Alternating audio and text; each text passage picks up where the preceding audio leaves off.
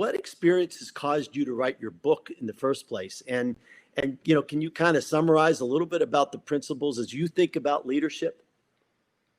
Yeah, you know what it is, my friend? All of my experiences led to the book. I think any of us who write a book, I mean, you as well, when you really take a step back and say what drove it, it's everything, right? Like there's no, I think I said this in the book. It's weird to say that I think I said this in the book because and anybody else there who's writing, like you can't even remember what stayed in, what got cut. And I think I told you what we first talked that you eventually get your book published when you give up on any hope of liking it.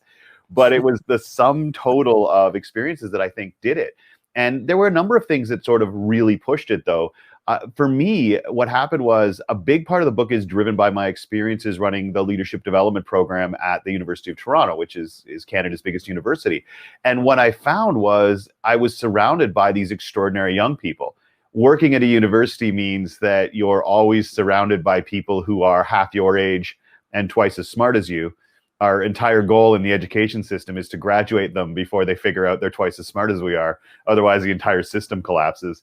But they wouldn't call themselves leaders. They just wouldn't. And I think it's because from a really young age, we are taught that we're training to be leaders. The whole education system is about do what we tell you, and eventually you will get to this non-defined point where you're in charge or you've earned the right to become a leader. And I think that one of the big scams in the world, and we can dive down that hole another time, is the university and colleges, higher education's like stranglehold on this idea with young people that you cannot call yourself a leader until you get external permission to do it. You need our letters after your name. And even the business world buys into that, right? Because you need this experience to even have a chance to interview here.